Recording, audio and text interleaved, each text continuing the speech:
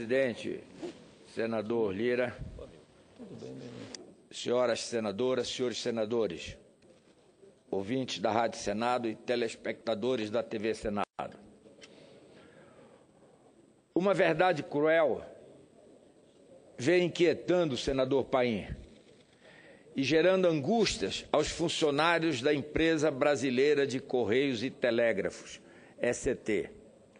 A partir de abril deste ano, 25% dos salários dos colaboradores dos Correios será descontado em folha para saldar o rombo de 5,6 bilhões no Postales, o Instituto de Seguridade Social dos Correios e Telégrafos. O que deveria garantir a tranquilidade e seguranças aos seus beneficiários se transveste com os ares sombrios do mais terrível dos pesadelos. A incerteza de um futuro planejado, seguro e confortável, sem perspectiva para um amanhã mais tranquilo. Os colaboradores dos Correios lutam para reverter a situação que lhes foi imposta pelos desmandos e falta de transparência da diretoria responsável pela gestão do Fundo Previdenciário, fruto da insuportável ingerência política. Essa bomba relógio iniciou contagem regressiva ainda em 2008. No entanto, o governo federal, então sob o comando do ex-presidente Lula, fez pouco caso do problema.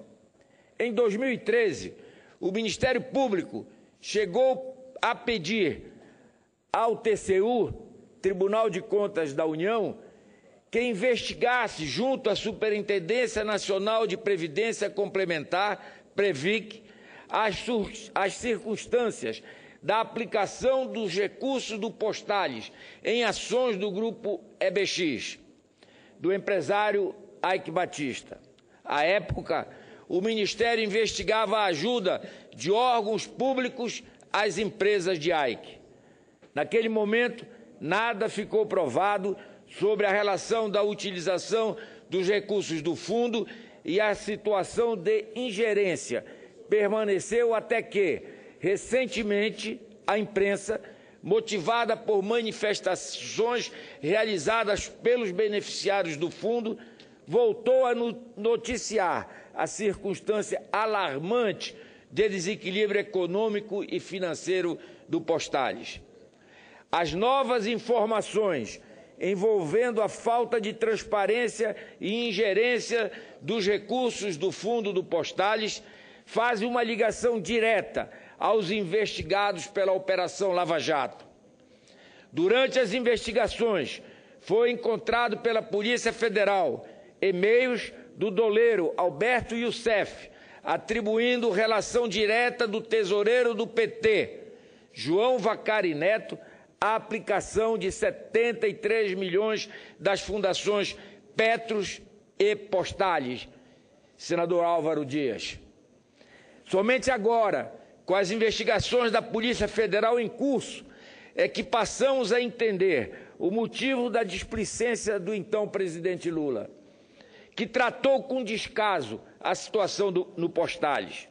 São muitas as operações controversas que utilizam recursos do Fundo de Previdência dos Trabalhadores dos Correios. São várias as notícias sobre a perda de 190 milhões de reais com papéis lastreados em títulos da dívida da Argentina e a compra de notas relacionadas à dívida externa da Venezuela. São exemplos de como o dinheiro suado dos carteiros e demais colaboradores da ECT vinha sendo utilizado de forma absolutamente irresponsável. Concedo a parte ao senador Álvaro Dias. Senador Flecha Ribeiro, nessa sucessão de escândalos, este é mais um dos grandes escândalos dos últimos anos no Brasil. Vossa Excelência se lembra que desde a CPI dos Correios, que desvendou os mistérios do mensalão, um dos itens daquela CPI era exatamente fundos de pensão. Aquela CPI não teve tempo suficiente de aprofundar as investigações, mas os indícios de corrupção eram seríssimos. E veja, Vossa Excelência, que já decorreram vários anos, de 2005 a 2015, já são 10 anos, e não houve nenhuma providência do governo. As denúncias foram veiculadas, os indícios foram apresentados, houve até o início de investigação, se fez uma subrelatoria para fundos de pensão, não houve tempo de concluir, e ainda nós estamos na espera de uma investigação que revele responsáveis por desvios que podem ser monumentais. A bancada do PSDB, através do líder Cássio Cunha Lima, toma a iniciativa de propor uma CPI para investigar os fundos de pensão. Postales, a que se refere Vossa Excelência, talvez seja o epicentro desse novo escândalo. A partir deste fundo de pensão, nós chegaremos aos demais. Essa CPI é fundamental agora. A população brasileira que vai às ruas quer respostas também do Congresso Nacional, e esta é uma resposta a ser oferecida ao povo do Brasil. Parabéns a Vossa Excelência por trazer esse tema à tribuna nessa manhã. Agradeço, senador Álvaro Dias. Vossa Excelência, como sempre, com os seus apartes, enriquecendo as nossas o nosso depoimento. Eu lembro da atuação de Vossa Excelência na CPI dos Correios. Lembro de como a oposição tentou avançar e como nós fomos reféns do bloco de apoio ao governo, como sempre, nas CPIs. Mas este caso, como disse anteriormente, já agora chegou a 5,6 bilhões de reais o rombo no Postales. E o que é pior, como lembrei ao senador Paim, é que a partir de hoje, 1º de abril, os funcionários dos Correios e Telégrafos terão abatidos nos seus salários durante 15 anos 25%, fora o que já pagam para o Postales, 25% para cobrir o rombo que eles não tiveram nenhuma ação para que ocorresse. Enquanto que o Postales deveria zelar e cuidar para garantir maiores rendimentos aos contribuintes, o Instituto lança mão de métodos poucos ortodoxos. Em 2013, investiu juntamente com a Petros, fundo de pensão da Petrobras, senador Moca, 100 milhões de reais em debêntures lastreadas em matrículas da Universidade Gama Filho, no Rio de Janeiro. Senhoras senadoras, senhores senadores, esta negociação já estava condenada à bancarrota, antes mesmo de qualquer decisão a ser tomada. Em 2013, o ano em que foi feito o aporte pelos Postales de 100 milhões, pela Petros, de 100 milhões em debêntures na Gama Filho, a universidade havia fechado as portas, ido à falência em função de ter sido descredenciada pelo MEC. Desta forma, mergulhada em dívidas, a instituição de educação não deveria ser alvo preferencial para investir recursos do Fundo Previdenciário. Contudo, a visão dos dirigentes do Instituto de Seguridade Social, obtusa e míope, na melhor hipótese, e mal intencionada, na pior, pagou para ver, e no final, quem está sendo obrigado a arcar com estas dívidas é o contribuinte do Postales. Em entrevista ao Valor, André Luiz Carvalho da Mota e Silva, que assumiu o posto de diretor financeiro do Postales há cerca de um ano, afirma que há investimentos que são fora da curva. Os dos Postales são fora do gráfico. Ele diz que o maior plano da Fundação, com déficit já contabilizado de 5,6 bilhões de reais, tem ativos extremamente ilíquidos, que ainda continuarão afetando a performance futura do fundo. Em outras palavras, senador Moca, os 5,6 bilhões já levantados de furo no Postales ainda serão acrescidos por outras ações, como disse o diretor financeiro da Postales, que afetarão futuramente a performance do fundo. Ou seja, ainda não chegou ao fundo do poço. O diretor informou que no ano passado quase quintuplicou as previsões para perdas de investimentos que concentram em títulos de crédito privado e investimentos estruturados, como fundos que compram participação em empresas. Esses dois tipos de aplicação compõem grande parte da carteira da Fundação, algo bastante incomum entre fundos de pensão brasileiros que têm um perfil mais conservador.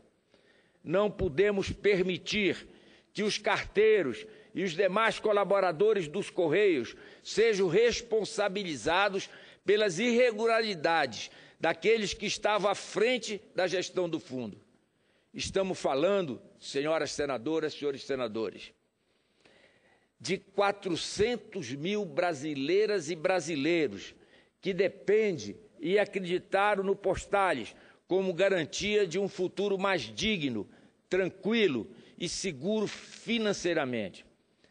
Como será possível que um trabalhador brasileiro passe 15 anos e meio tendo o seu salário descontado em 25% para saldar por uma dívida da qual ele não foi responsável? Lembro que ainda em 2008, problema parecido já havia ocorrido com o então Fundo Previdenciário dos Empregados dos Correios, o Plano de Benefício Definido, PBD. À época, foi repassado aos beneficiários que o saldamento seria a medida mais acertada, pois fortaleceria o plano. 7 anos depois, ao invés de aparentar a robustez assegurada aos beneficiários, os trabalhadores dos Correios são forçados a contribuírem para tapar o rombo de 5,6 bilhões de reais. De acordo com o que está sendo colocado aos contribuintes do Postales, um funcionário que receba um salário de R$5.000, por exemplo, terá cerca de R$ 1.250 direcionados compulsoriamente para tapar o buraco deixado pelos responsáveis em gerir o fundo. Isso, senador Moca, isso além do desconto que é feito mensalmente para o fundo, que, se não me engano, é da ordem de 13%. Senador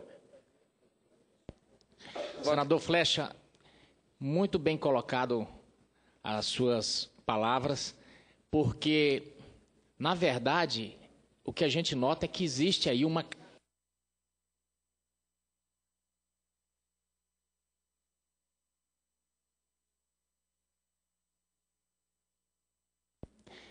O que a gente nota é que existe aí uma caixa preta, e eu fiz questão, inclusive, teve 2 listas de assinatura aqui para que houvesse uma investigação aqui na casa, senador Flexa, e eu assinei as 2, porque é muito importante a gente descobrir o que está acontecendo. Houve notícias na imprensa que foram feitos investimentos, inclusive na Venezuela. Agora a gente vê a situação dos funcionários, Vossa Excelência fez um discurso magnífico, e é importante que não pare dúvida alguma sobre esses fundos. Eu, inclusive, coloquei um projeto aqui nessa casa pedindo que o diretor da Previc seja aqui sabatinado por essa casa, porque é preciso acompanhar mais de perto. É salutar, inclusive, a declaração do ex-presidente Lula hoje no Estadão, dizendo que está enojado contra a corrupção. Então, eu acho que, inclusive, o Partido dos Trabalhadores, que ele disse que está que estão enojados com a corrupção, que possam ajudar nisso, já que estão no governo, e possa a gente colocar limpo fundos de pensão, BNDES e assim tudo, porque é uma oportunidade para a gente passar o país a limpo. Mas, mais uma vez, parabenizo Vossa Excelência pela clareza com que aborda o tema. Muito obrigado. Agradeço, senador Medeiros, pelo apar de Vossa Excelência e pelo que Vossa Excelência aqui colocou para todos os brasileiros que o ex-presidente Lula se sente enojado com a corrupção.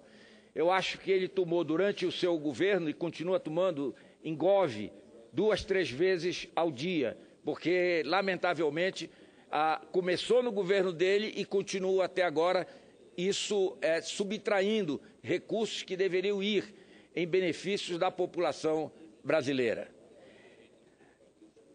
Este percentual que eu me referi, dos 25% dos salários, será pago pelos funcionários que entraram até 2008, que, segundo o levantamento da empresa, representa 75% dos colaboradores dos Correios. Vamos assinar, senador Medeiros, como Vossa Excelência colocou, o requerimento de CPI do senador Aloysio e tem um também do senador Cássio Cunha Lima. Os dois estão recolhendo assinaturas. Aquele que primeiro completar o número mínimo necessário para apresentar a CPI, a mesa, assim o fará. Vamos abrir esta caixa preta e investigar os fundos de previdência. É preciso ir além do Postales, chegando também na Petros, dos funcionários da Petrobras, o FUNCEF da Caixa Econômica e o Previ do Banco do Brasil. Senador Moca. Eu queria apenas, então, somente lembrar também a senadora Ana Amélia, ainda no ano passado, ela fez uma audiência pública exatamente preocupada com essa questão dos fundos. Eu me lembro, porque presidi uma audiência pública onde ela questionava exatamente, e ela tinha essa preocupação, né?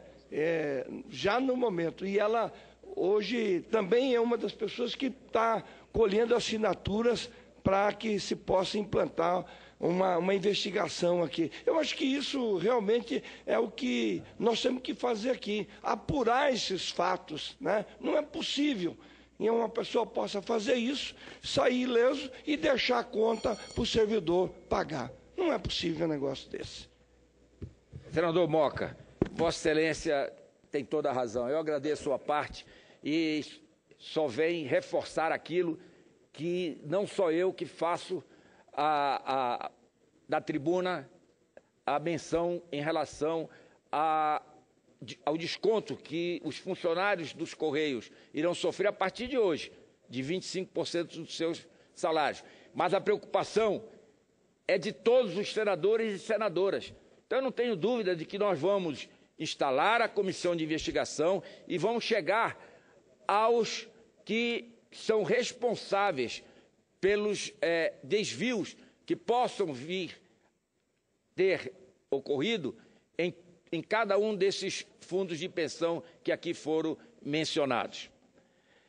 Não é possível permitir que o governo do PT